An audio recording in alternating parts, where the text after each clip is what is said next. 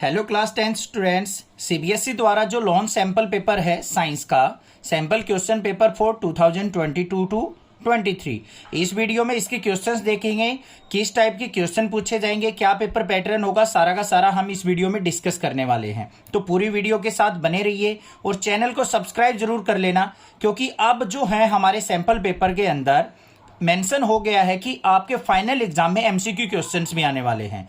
तो next classes पे मैं आपको साइंस और मैथ दोनों के एमसीक्यू क्वेश्चंस भी चैप्टर वाइज करवाऊंगा, जो आपके फाइनल एग्जाम में हेल्पफुल होंगे।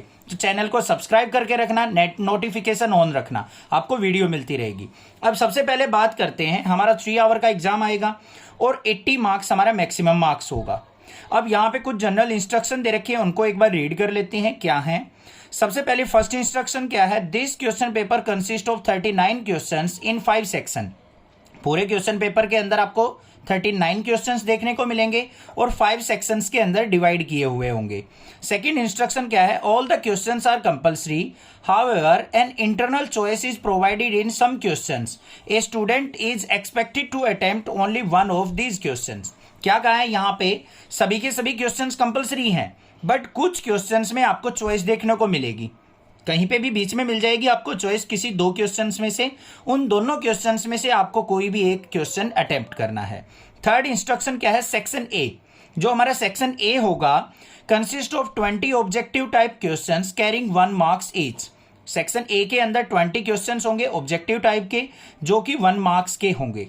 उसके बाद सेक्शन बी के अंदर क्या होंगे, 6 very short question answer of 2 marks each. Section B के अंदर आपको 6 क्वेश्चन देखने को मिलेंगे और सभी की वेटेज क्या होगी, 2 मार्क्स की होगी। Answer to these question should be in the range of 30 to 50 words.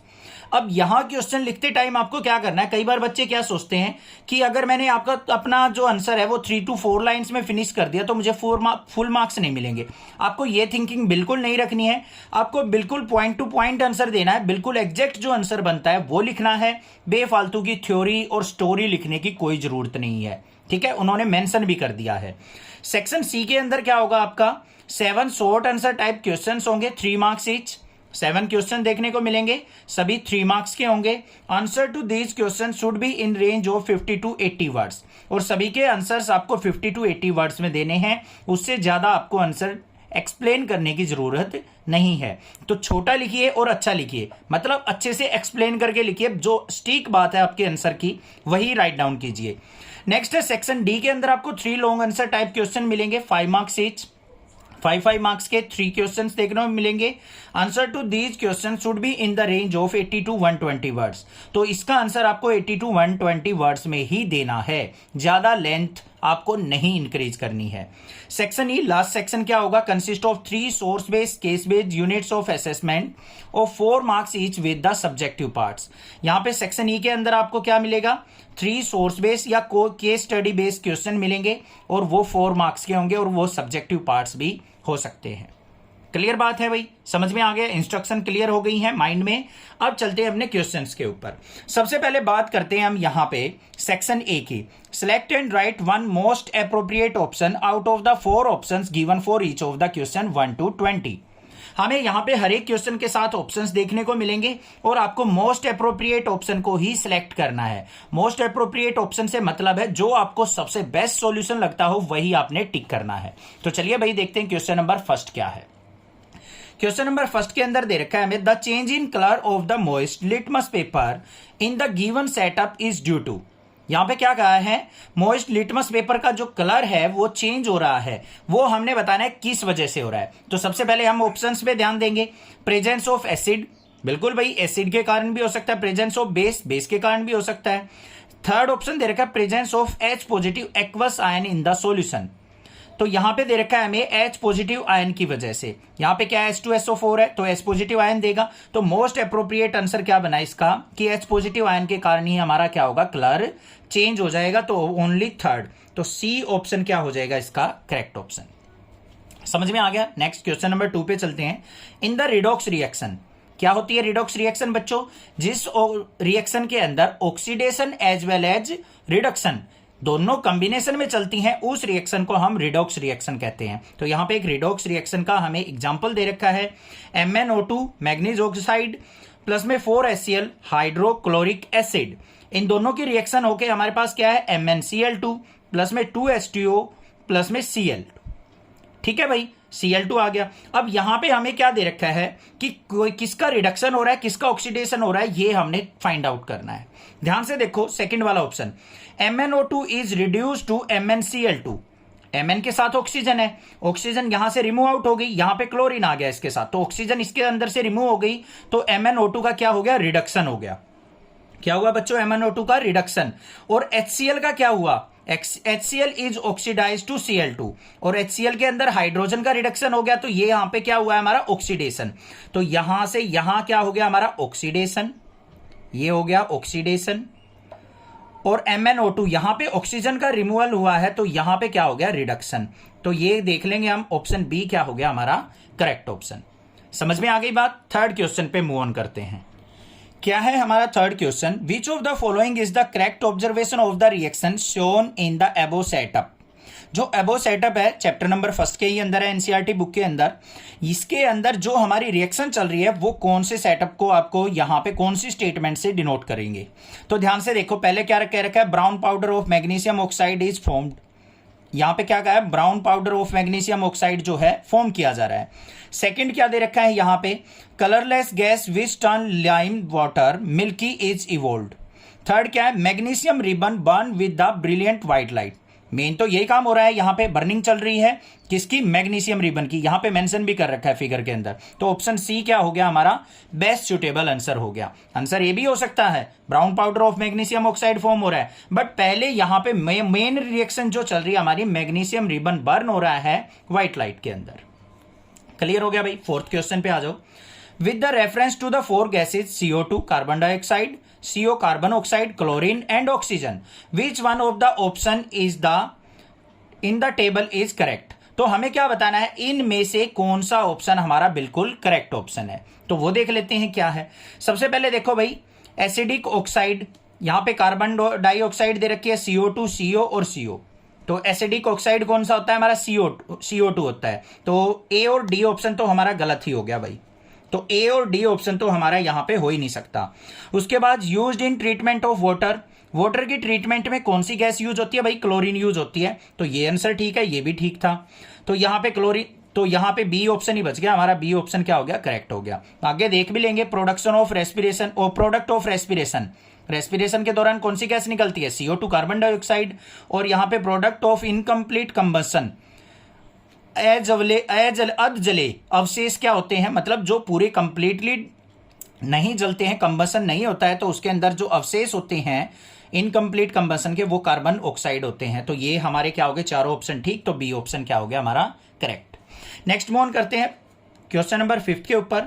On placing a copper coin in a test tube containing green ferrous sulphate solution, it will be observe that ferrous sulphate solution, क्या कहा है यहां पे, remains green with no change in the copper coin. D option क्या हो जाएगा यहाँ पे करेक्ट। क्यों हो जाएगा, रीजन समझो। जो कॉपर कॉइन होता है हमारा फेरस सल्फेट सॉल्यूशन से कम रिएक्टिव होता है, लेस रिएक्टिव होता है। दैट्स वाई यहाँ पे जो ग्रीन कलर है हमारा फेरस सल्फेट सॉल्यूशन का, वो हमेशा ग्रीन ही रहेगा, चेंज नहीं होगा।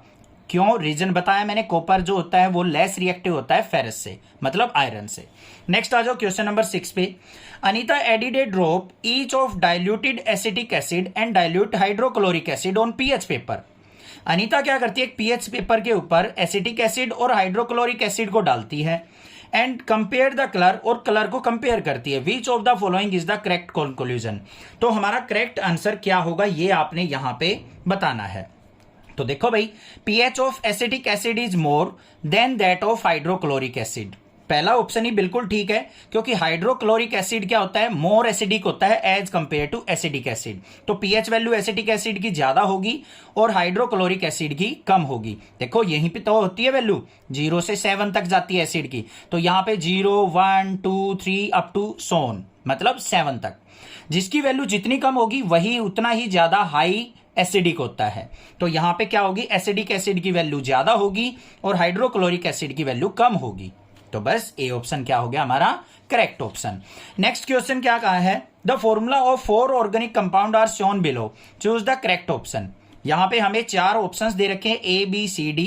चारों ऑर्गेनिक कंपाउंड है, इनके फॉर्मूलाज को यहाँ पे डिफाइन किया गया है, इसकी हेल्प से आपको आंसर चूज करना है। ऑप्शन क्या क्या दे रखे हैं यहाँ पे ध्यान से देख लो। हमारे सबसे पहला ऑप्शन है A and B are unsaturated hydrocarbon. A और बी जो है अनसैचुरेटेड नहीं है, गलत है। C and D are saturated, C और डी भी हमारे सैचुरेटेड नहीं है, ये भी गलत है। Addition of hydrogen in presence of catalyst change A to C.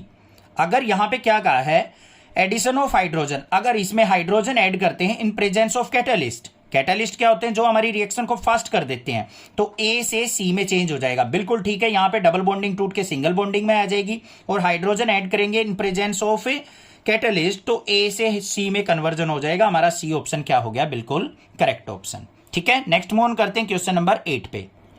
Question number 8 के अंदर क्या दे रखा है, in the given transverse section of the leaf identify the layer of cells where maximum photosynthesis occur. यहाँ पे एक लीव्स की, एक पत्ते की हमारी लेयर्स जो है बता रखी हैं, first layer, second layer, third layer और फोर्थ लेयर। हमें बताना है मैक्सिमम फोटोसिंथेसिस कहाँ पे अक्कर होता है। अब यहाँ पे देखो फर्स्ट, सेकंड, थर्ड, फोर्थ, ये कॉम्बिनेशन में हमें लेयर्स दे रखी हैं।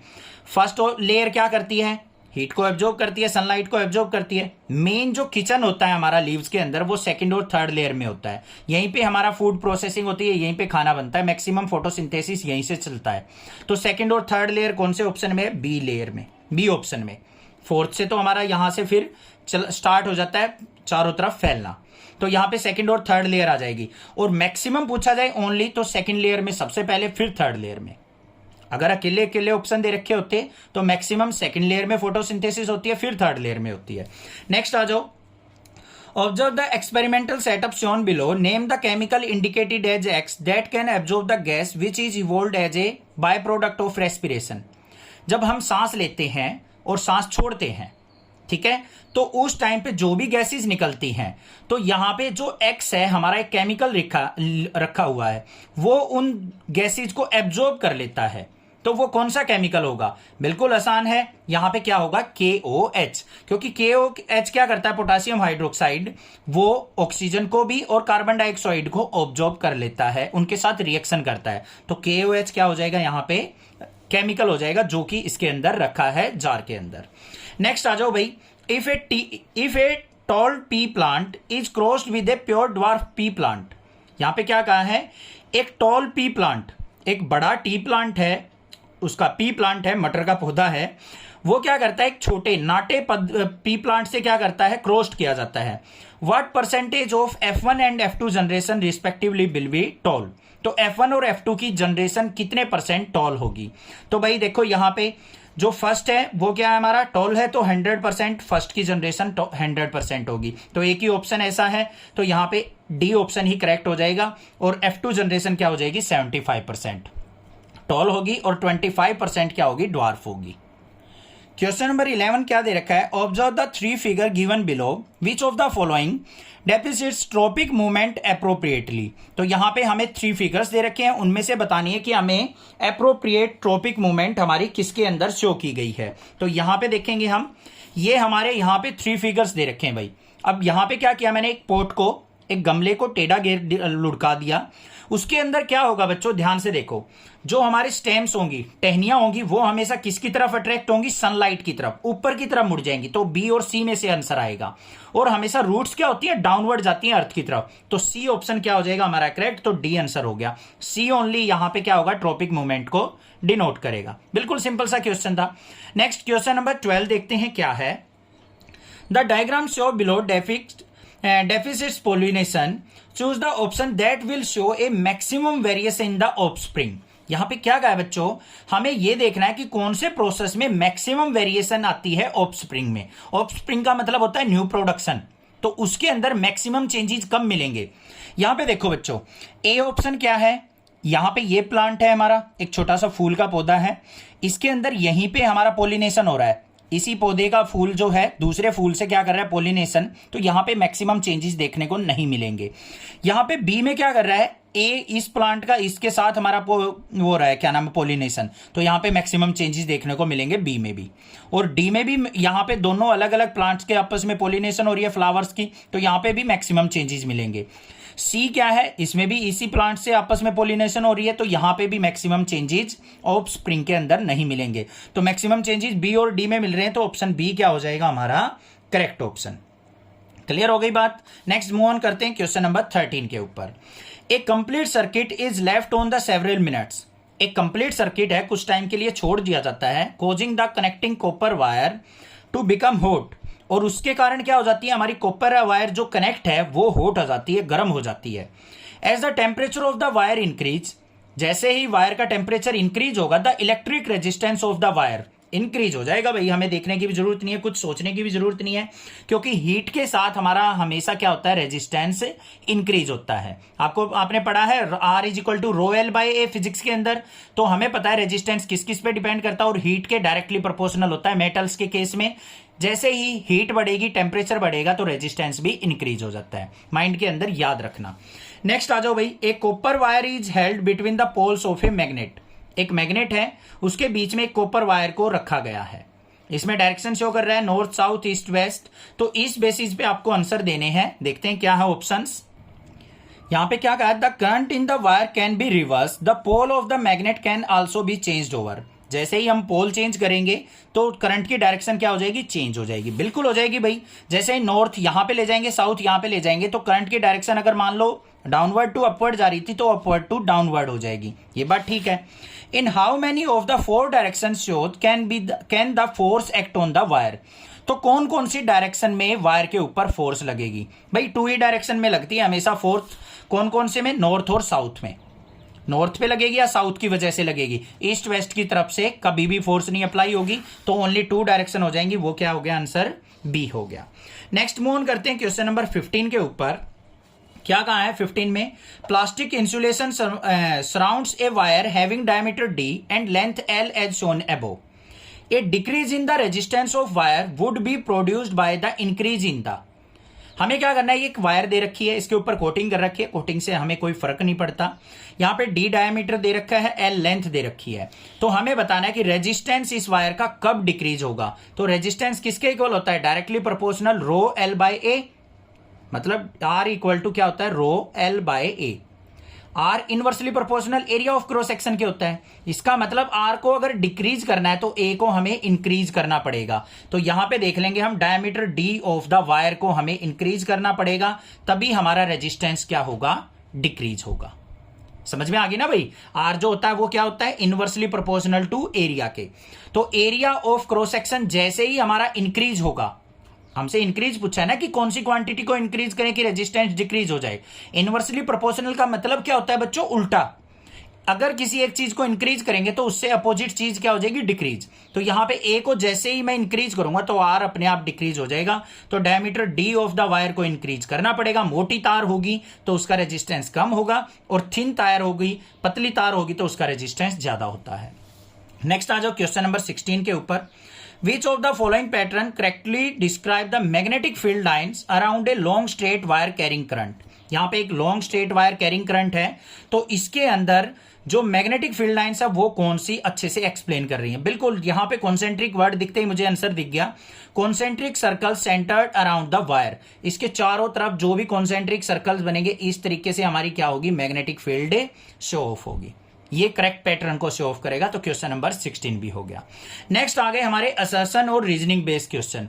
असर्शन और रीजनिंग बेस्ड क्वेश्चन बिल्कुल इजी होते हैं। अगर किसी को कंसेप्ट अच्छे से आता है तभी आप इनके आसानी से आंसर दे सकते हो, अदरवाइज आपके माइंड में क्या रहेगी? हमेशा कंफ्यूजन बनी रहेगी। अब यहां पे सबसे पहले समझ लो भाई, असर्शन और रीजनिंग बेस्ड क्वेश्चन कैसे किए जाते हैं।